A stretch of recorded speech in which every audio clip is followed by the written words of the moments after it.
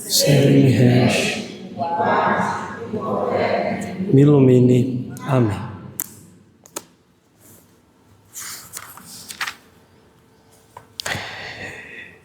Queridos irmãos, queria pegar aqui, meditar com vocês a carta aos Tessalonicenses. Nós temos escutado nesses dias a carta aos Tessalonicenses, de São Paulo aos Tessalonicenses. Hoje, a carta de hoje, ela é exatamente a continuação daquilo que nós víamos ontem. E São Paulo, ele diz: irmãos, certamente ainda vos lembrais dos nossos trabalhos e fadigas. Trabalhamos dia e noite para não sermos pesados a nenhum de vós. Foi assim que anunciamos o Evangelho de Deus. Vós sois testemunhas, e Deus também, de quão justo, santo, irrepreensível foi o nosso proceder para convosco, os fiéis. Vejam, em primeiro lugar, nós devemos entender que o Evangelho, o anúncio do Evangelho, ele se dá no trabalho, é trabalhando. Nós trabalhamos duro pelo anúncio do Evangelho, diz São Paulo, porque o discipulado, o discípulo verdadeiro, é aquele que quer trabalhar, quer botar a mão no arado e trabalhar. Quem quer ter uma fé morna, quem quer ter uma fé egoísta, daqueles que vivem somente para si, daqueles que só querem se abastecer, para estes o discipulado não serve. Quer ser discípulo do Senhor? Nós estamos no mês vocacional, né? Nós celebramos isso. E celebrar o mês vocacional é celebrar o meu discipulado, é falar que eu sou discípulo, eu que sou vocacionado a imitar a Cristo. Então eu não estou aqui somente para me abastecer, para me sentir bem, para ter uma vida boa com Deus. Não. A minha missão, enquanto católico, é anunciar o Evangelho, é trabalhar duro para que o Evangelho seja anunciado. Aqui está o mesmo princípio que move a vida espiritual. Por quê? Porque tem gente que acha que a vida espiritual vem sem esforço, sem trabalho. Isso não existe. Não existe essa coisa de trabalhei demais e agora não preciso fazer nada mais. Principalmente quando se trata do Evangelho, do anúncio do Evangelho. Não existe essa coisa de, eu já rezei demais durante a minha vida, agora não preciso mais rezar. Quando se trata da vida espiritual. Quem deixa de trabalhar pelo reino de Deus, começa a trabalhar pelo mundo uma hora ou outra. Quem deixa a oração porque já alcançou algum nível de vida espiritual ou porque já rezou demais, vai começar a regredir na fé, começa a regredir na esperança, começa a crescer nos apegos a este mundo, começa a desejar os bens desta terra mais do que a Deus, começa a regredir no amor, deixa de fazer caridade, deixa de desejar a Deus e tende a se tornar um homem carnal. E o que é carne? Permanece carne.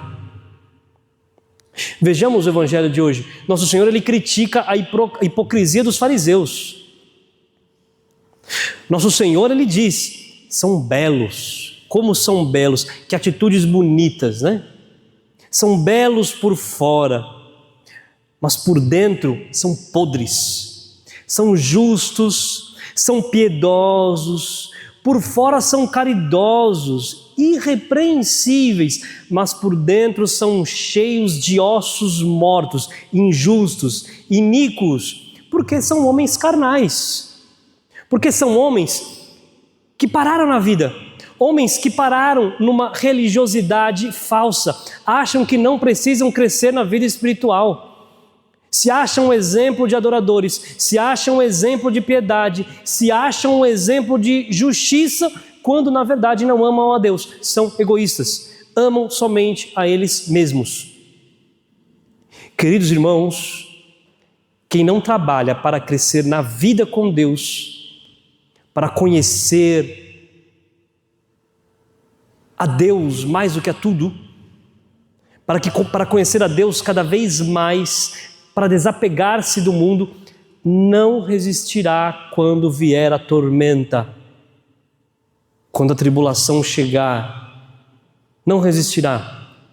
Não pode ser um verdadeiro discípulo, tampouco um homem do Evangelho, aquele que não trabalha a sua vida espiritual.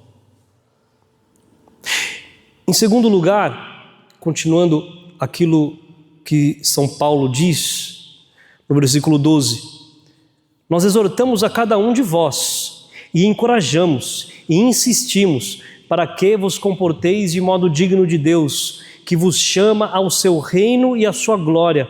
Por isso, agradecemos a Deus sem cessar por terdes acolhido a pregação da palavra de Deus, não como palavra humana, mas como aquilo que de fato é, palavra de Deus, que está produzindo efeito em vós que abraçastes a fé. Vejam, ou seja, o verdadeiro discípulo sabe que a glória não é dele, que a fama não é dele, que o poder não vem dele.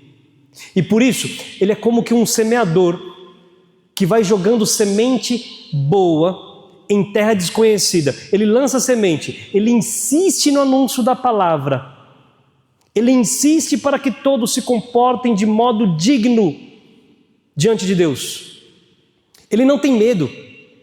Por quê? Porque ele já está tomado da palavra, porque a palavra já cresceu nele. Ele não tem medo porque a palavra já transformou o seu coração. Ele se alegra, ele glorifica a Deus por aqueles que acolhem a palavra de Deus, porque sabe que a palavra de Deus tem um poder transformador. E por isso, nunca tem medo de anunciar. E por isso, nunca tem medo de perder. Nunca tem medo de perder. Quem tem medo de perder algo, alguma coisa, alguém, é porque ainda não se transformou num discípulo verdadeiro, porque em Deus nós não perdemos nada. Queridos, sejamos homens verdadeiros da palavra, que possamos trabalhar a fé em nós, crescer na vida espiritual, porque não nos basta sermos comuns, não nos basta ter uma fé comum, ser um cristão comum, uma fé que todo mundo tem por aí, crer como todo mundo crê.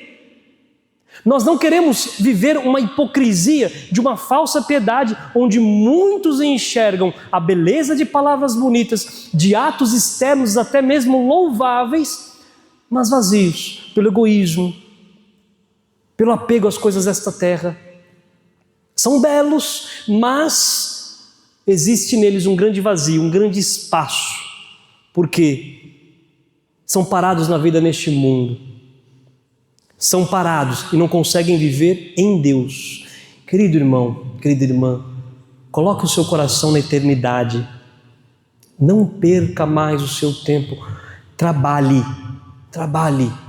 para as coisas de Deus. Trabalhe para aquilo que é verdadeiramente eterno, aquilo que é do céu, aquilo que é do alto. Isto é o que vale a pena. Isto é o que é o melhor para as nossas vidas. Não há outra coisa, não há outro trabalho que nós precisamos empreender senão cuidar das nossas almas. Não há outra coisa que nós possamos fazer senão cuidar dos nossos corações diante de Deus, ancorar a nossa vida no céu. Hoje é dia de Santa Mônica, como comentei. Eu queria somente uma citação. Santa Mônica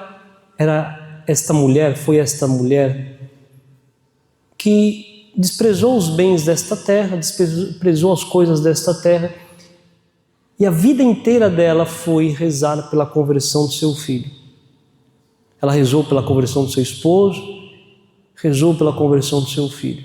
De tal forma que nós rezamos hoje no ofício das leituras, nós padres, rezamos um texto nos dizeres de Santa Mônica, escreve Santo Agostinho no livro de Confissões, quando ela estava para morrer.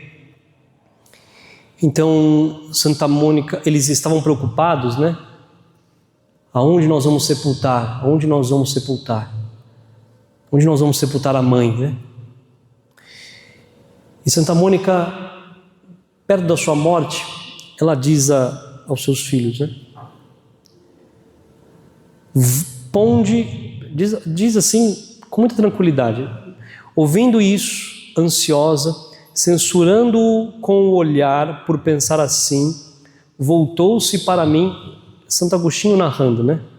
Minha mãe voltou-se para mim e diz, vê o que diz. Ou seja, escuta o que você está dizendo.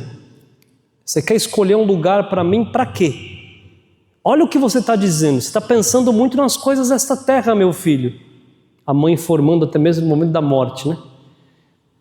E ela continua. Depois falou a ambos, ponde este corpo em qualquer lugar, não vos preocupeis com ele. Só vos peço que vos lembreis de mim no altar de Deus, onde quer que estiverdes. Essa era a preocupação de Santa Mônica, né? Preocupem-se em rezar por mim. Não se esqueçam de rezar por mim. Preocupem-se com a minha vida na eternidade. Esse corpo aqui vai passar. Essa deveria, imitemos Santa Mônica, porque essa deveria ser a nossa preocupação. Não com os bens deste mundo, mas com aquilo que é da eternidade, né? Que a Santíssima Virgem Maria possa nos inspirar e nos auxiliar para que não percamos o caminho. Louvado seja nosso Senhor Jesus Cristo.